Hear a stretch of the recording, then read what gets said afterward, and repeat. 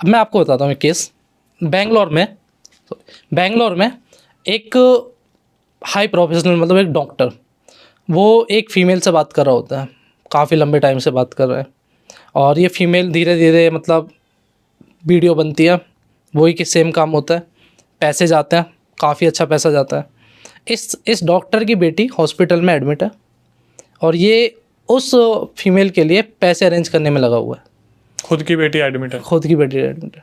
ये मेरे से बोल रहा भाई अभिषेक भाई, मेरे पास बेटी के ऑपरेशन के लिए पैसे नहीं है और मैं फ़िलहाल उस कंडीशन में हूँ।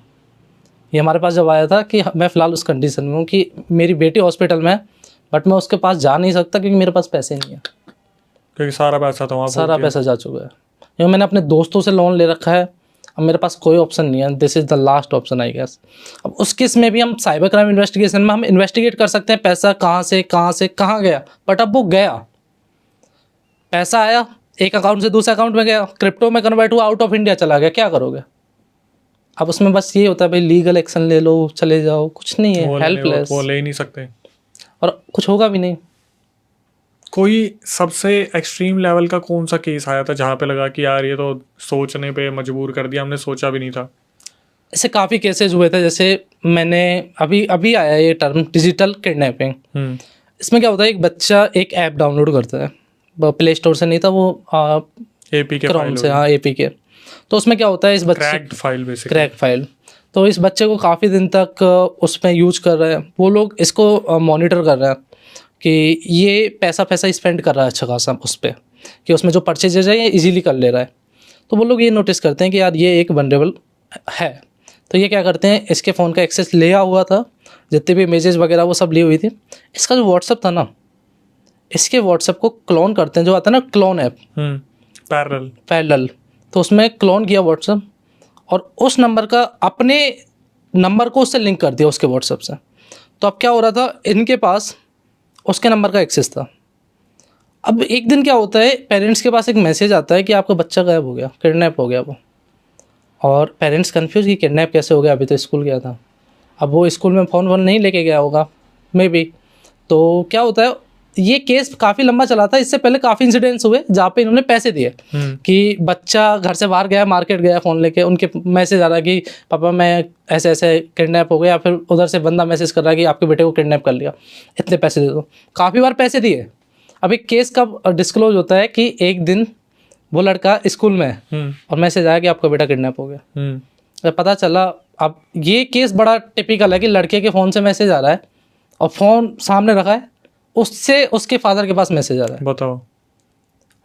अब सामने वाला सोच के भी कि यार ये पॉसिबल कैसे है, मतलब अब उस फ़ोन को चेक करो, आप फ़ोन में कुछ भी नहीं है, एक सिंगल वायरस नहीं है, क्योंकि क्लोन है, क्लोन वायरस में थोड़ी डिटेक्ट होगा।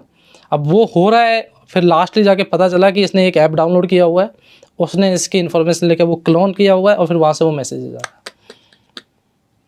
ठीक है भाई, हम एक चीज़ जो अब थोड़ा सा जनरेशन को दिमाग देने वाली चीज़, अगर किसी लड़की के साथ, लड़के के साथ कुछ भी ऐसा होता है तो आप उसे क्या बोलना चाहोगे कि भाई ये चीज़ करना और ये चीज़ मत करना?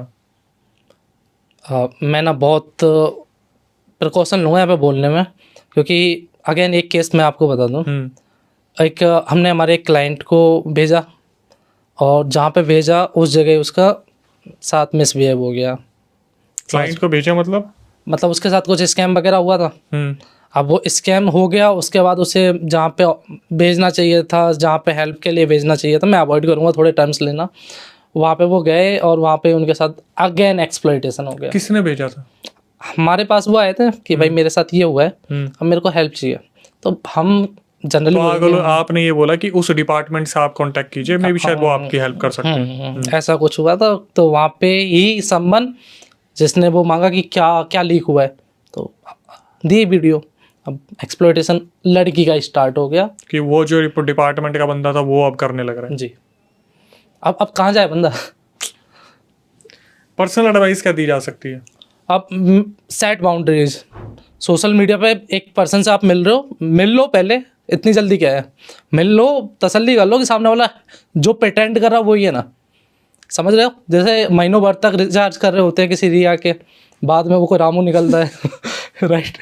तो वही गेम है कि सोशल मीडिया पे बहुत जल्दी बिलीव नहीं करना। एंजल प्रिया वो अभी तक भी पता मिस्ट्री है कौन है वो, उसके इतने सारे अकाउंट्स हैं। तो सबसे पहली बात तो कि सोशल मीडिया पे ऐसा कोई भी चीज़ मत छोड़ो कि इन द फ्यूचर वो घूम फिर के आपके सामने आए तो दिक्कत हो जाए। अर्थ राउंड है, घूम के वापस आ जाएगी आंखों के सामने। और ये बिल्कुल भूल जाओ कि मैंने प्राइवेसी लगाई हुई है, लॉक लगाया हुआ है तो सब कंटेंट सेफ है। बहुत बड़ा मिथ है। आपके बारे में जो चीज़ चाहिए वो पब्लिकली अवेलेबल है, जिन लोगों को चाहिए उनके पास एक्सेसिबल है। राइट। हमको काफ़ी बड़ा मिथ होता है कि हम व्हाट्सएप पे एंड टू एंड इंक्रिप्शन है। ये तो फालतू की बात है, बहुत बड़ी फालतू की बात है। आप मतलब व्हाट्सएप पे चैट करो, ऐड आएंगे। राइट। इसके भी अलावा व्हाट्सएप ने लीगल वे के लिए क्या कर रखा है कि चैट तो इंक्रिप्टेड है बट हम जो आपके चैट्स का बैकअप लेंगे वो इंक्रिप्टेड नहीं है। ये किस टाइप की प्राइवेसी है, किस टाइप का इंक्रिप्शन है। फिर उस चैट्स को रीड आउट कर रहे हैं, मार्केटिंग के लिए सेल कर रहे हैं। तो ये सारी चीज़ें हो रही हैं। सोशल मीडिया पे एक बार जो क्रिएट हो गया, इंटरनेट पे जो क्रिएट होगा वो कभी भी डिस्ट्रॉय नहीं होगा, नहीं हो सकता। चाहे वो आपकी कोई इमेज है, अब फोरेंसिक्स वगैरह आती है नहीं आती तो भी एक टूल होता है ऑटोप्सी। कितनी भी पुरानी इमेज है सब रिकवर हो जाएगी, कितनी भी पुरानी चैट्स है सब रिकवर हो जाती है। तो ऐसा कुछ भी क्रिएट मत करो जो घूम फिर के सामने आ जाए, क्योंकि मोबाइल में भी डाल रहे हो ना, तो मान के चलो बहुत सारे लोगों के सामने डाल रहे हो, अगर उनका इंटरेस्ट उसमें आ गया ना तो दिक्कत हो जाएगी। सुन लो, ये आज जो जनरेशन आ रही है ये उनके लिए पूरा पॉडकास्ट हो रहा है कि आप लोग अपना बचाव कैसे कर सकते हो। जी। एक बात बताओ भाई, मान लीजिए ये तो सबसे बड़ा क्वेश्चन यही उठ गया कि किसी डिपार्टमेंट के पास भी हेल्प लेने नहीं जा सकते, लेकिन हर डिपार्टमेंट सेम भी नहीं होता। मतलब लोग होते हैं अच्छे बुरे लोग होते हैं, डिपार्टमेंट्स तो सारे अच्छे हैं इंडिया में, यही लोग हैं जो काम कर रहे हैं। हमारे साथ कोई क्राइम हो रहा है तो पुलिस ही हेल्प कर रही है भाई, हम हमारा लास्ट ऑप्शन होता है पुलिस के पास जाएंगे। तो हमको जो विश्वास है कि हम सेफ हैं बिकॉज ऑफ पुलिस। दिल्ली में काफ़ी लेट नाइट लाइफ है बिकॉज ऑफ पुलिस, कि भाई पुलिस है आसपास तो हम सेफ फील कर रहे हैं। तो ऐसा नहीं है कोई भी डिपार्टमेंट खराब है, लोग अच्छे बुरे होते हैं। भाई आपके पास आते हैं लोग कि हमारा भाई उसका अकाउंट हैक कर दो, इसका अकाउंट हैक कर दो, ऐसे कर दो वैसे कर दो, इतने पैसे दे देंगे, ये कर देंगे वो कर देंगे, भीड़ तो आती होगी। सो भरा हुआ है डीएम और पैसा देने को रेडी है। हाँ। बहुत अच्छा पैसा कि सर मेरी बंदी है, अब मेरे को डाउट हो रहा है कि वो किसी और से बात कर रही है, 10,000 रुपये दूंगा अकाउंट हैक करके दे दो। कितना टाइम लगता है एक अकाउंट हैक करने में? देखो, अकाउंट हैक करने की बात करें तो टेक्निकल बात करें कि सोशल मीडिया है, वो सारी कंपनीज के बाद बहुत बड़ी टीम है, उधर की साइड से हैक करना तो typically not possible. But fishing एक टर्म होती है कि मैं कुछ आपसे ही हैक करा दूँ, लिंक भेज दोगे। हाँ, मैं आपसे बोल दूंगा कि जनरली पबजी के अकाउंट हैक होते हैं, फ्री यूसी देते हैं वो लोग, वहाँ पे ईमेल और पासवर्ड ले लेते हैं और फिर ये लोग आते हैं अकाउंट हैक हो गया, अकाउंट हैक नहीं हुआ, आपने दे दिया, डोनेट कर दिया। तो जनरली डोनेशन होता है अकाउंट का, अकाउंट हैक नहीं होता, अकाउंट डोनेट होते हैं कि मैंने मेरा इंस्टाग्राम अकाउंट, दिल बड़ा है ले लो फ्री में, क्या हुआ। जी, फिर इतना क्यों ले लिया, सभी ले लिया तो थोड़ा सा अकाउंट लो। चलो, मैं वैसे क्योंकि हम भी एक टीचर रहे हैं और मैं जनता को एक फ्री की एडवाइस देने वाला हूँ। इस एडवाइस को अगर वो एक्सेस कर लेंगे, अपने पास रख लेंगे तो उनका बहुत भला होने वाला है। आज के टाइम पे जो 70% 50% क्राइम हो रहे हैं वो सिर्फ इसलिए हो रहे हैं क्योंकि आपके बॉयफ्रेंड के पास, आपकी गर्लफ्रेंड के पास या फिर आपके लोगों के पास आपकी ईमेल आईडी है। मतलब कि मैं हूँ, मेरी ईमेल आईडी कोई एक्सेस करे बैठा है, तो ईमेल आईडी अगर उसके पास मेरी है तो वो मेरे पास मेरे सारे फ़ोन नंबर एक्सेस कर सकता है, मेरी लोकेशन एक्सेस कर सकता है, मेरी गूगल फोटोज़ एक्सेस कर सकता है। तो जो लोग होते हैं ना जो अपना पासवर्ड 6 महीने पहले बना के भूल गए, सोशल मीडिया के पासवर्ड बना के भूल गए जी, हर 5 दिन में 3 दिन में अपने सारे पासवर्ड चेंज करो, जीमेल के पासवर्ड चेंज करो, अपने आप को अपडेटेड रखो, क्योंकि आपकी अगर ईमेल आईडी भी किसी के पास चल गई तो आपके जितने सेव्ड पासवर्ड्स हैं वो भी चले जाएंगे। जी जी। तो आप सबसे बड़े खतरे में तो तभी आ जाओगे जब आपका लैपटॉप किसी के हत्थे चढ़ गया या आपका फ़ोन किसी के हत्थे चढ़ गया। पैटर्न खोलना अब बहुत ज़्यादा मुश्किल नहीं रहा, ठीक है। फेस रिकमेंडेशन या जो रिकॉग्निशन होता है वो सारी चीज़ें इतनी मुश्किल नहीं है। अब आपके हाथ में ही आपकी सेफ्टी है। मैंने एक छोटी सी हिंट आपको दे दी कि आपका जीमेल अगर आपके पास सेफ है तो आप आधे क्राइम से वैसे ही बच जाओगे जी। लेकिन अगर आपकी ईमेल आईडी किसी ने एक्सेस कर ली तो आपकी खुद की प्राइवेसी आपके हाथ में नहीं है। और वीडियोस फोटोज जो आप सोचते हो आपके हिडन फोल्डर में रखी है, कुछ नहीं रखी, कुछ हिडन नहीं है, कुछ नहीं रखी। आपके सारी गूगल फोटोज पे आपकी सारी फोटोज वीडियोस जो आप 2010, 9, 8, 7, 1, 2002 आपकी सारी प्राइवेट चीजें रखी हुई है। अगर आपको यकीन नहीं होता तो आप गूगल पे जाना, अपने गूगल फोटोज लिखना और वहां पे जाके देखना कि आपने एक्सेस दे रखा है, आपकी लोकेशन, आपने कहाँ पे गूगल मैप पे आप कहाँ कहाँ ड्राइव करके गए थे, एक एक चीज कहाँ स्क्रीनशॉट लिए थे, कहाँ पे आपने क्या करा है, वो सारा एक्सेस है जी। और ये कंपनियां डिनाई भी नहीं करती, कोई भी बड़ी कंपनी डिनाई ही नहीं करती कि ये काम हमने नहीं करते, हम माइक्रोफोन नहीं सुनते, डिनाई नहीं करते।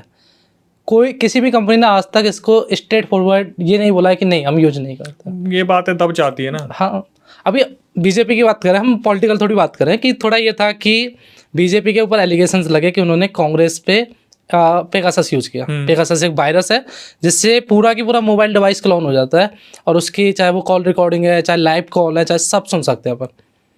अभी शॉकिंग बात बताऊँ आपको, बीजेपी ने आज तक ये नहीं बोला कि हमने नहीं किया।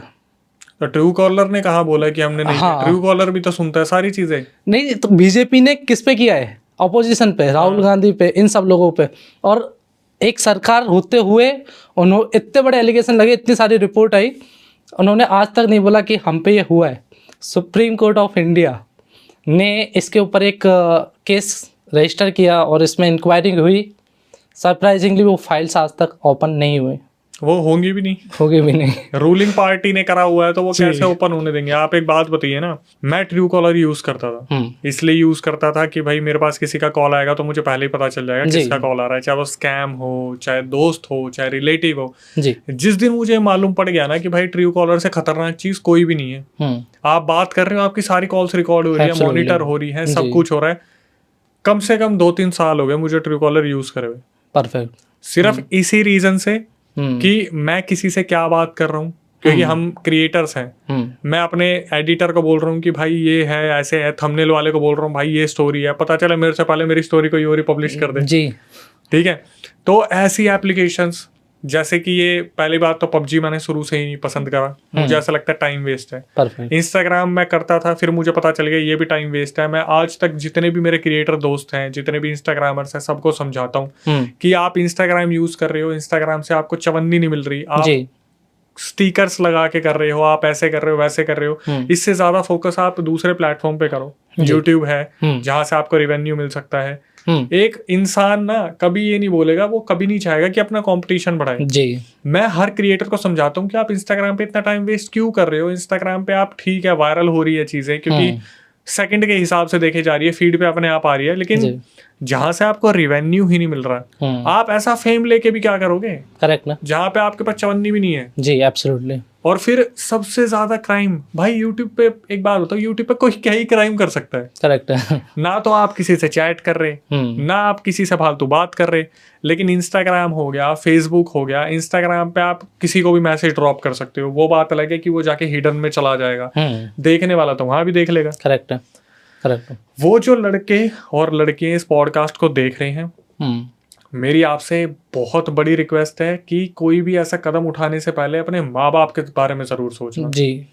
आपका ये जो कदम उठाया जाएगा ना, इसमें आपका कुछ नहीं जाएगा, लेकिन उनका कुछ रहेगा नहीं। जो ये इस तरीके से स्कैम हो रहा है, मेरे सामने इतनी केस स्टडीज है ना, लेकिन मैं इस पॉडकास्ट को 2 घंटे का नहीं करना चाहता जी। मैं चाहूंगा कि अभिषेक भाई दोबारा भी आए और इस बारे में दोबारा भी डिस्कस हो। और इन्होंने ये भी बताया हॉरर कंटेंट भी बहुत सारा है जो इन्होंने पूरा देखा है, वो भी हम करेंगे।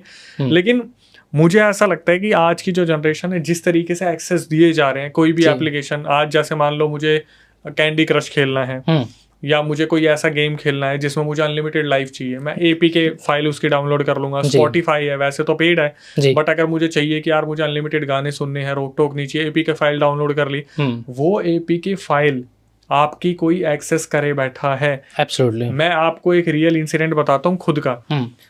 बीच में मेरे पास एक फोन था जिसमें गूगल लेंस नहीं था, ठीक है। मैंने क्या करा, ऑनलाइन स्कैनर एक डाउनलोड कर लिया। भाई साहब आपकी रूह कांप जाएगी जान के क्या हुआ। मैंने वो कोई भी था, मैंने गूगल पे लिख दिया ऑनलाइन स्कैनर। एक्चुअली में मुझे क्या करना था, वाईफाई का पासवर्ड मेरे दिमाग से निकल जाता था। मैं क्या करता था, स्कैनर आता था, वाईफाई का स्कैनर कर लेता था और वो 3 मिनट की बफरिंग होती थी, मेरा पासवर्ड मेरे सामने आ जाता था। एक दिन मैं बैठ के अपने टैब पे मूवी देख रहा था, अचानक से मेरी फोन पे नजर गई। मेरा फोन उस टाइम पे अनलॉक था, जैसे होता है ना आपने कॉल अटेंड करी और फोन रख दिया तो आपने लॉक नहीं करा, वो 5 सेकंड 10 सेकंड 30 सेकंड तो वो ऑटो स्लीप पे चला जाता है, स्क्रीन ऑफ हो जाती है जी। मैंने देखा मेरे फोन पे एक छोटी सी स्क्रीन ऊपर बनी, जैसे आप वीडियो कॉल पे देखते हो नीचे एक स्क्रीन आ जाती है और कोई मेरे फोन में मुझे ही झांक रहा है। सीरियसली? ये नाइजीरियन था एक बंदा। हाँ। मेरे फोन पे अचानक से ऊपर से वो स्क्रीन एक बनी छोटी सी, और सबसे मुद्दे की बात बताऊं, मैंने उसे डाउनलोड करा था नहीं करा था, मुझे बस इतना पता है जब मैंने उस एप्लीकेशन को खोला था मेरे से कुकीज एक्सेप्ट करवा लिए थे, कैशेस वगैरह सेव हो गए मेरे जी। मैं देख रहा कि मैं कुछ मूवी देख रहा हूँ, मेरी नजर पड़ी, अबे मेरी स्क्रीन पे बंदा दिख रहा है इतना सा, बहुत खतरनाक है। मैंने ये चीज देखी, और वो बंदा पता कैसे देख रहा है, जैसे यूं करके स्क्रीन पे यूं देख रहा है, वो कुछ देखने की कोशिश कर रहा है। मैंने एकदम से क्या करा, अपना फोन से रीस्टार्ट कर लिया। रीस्टार्ट करा, डर तो लगता ही है भाई, ये क्या देखने को मिलेगा, भूत प्रेत घुस गए फोन के अंदर। अभी की बात नहीं, काफी टाइम पहले की बात है।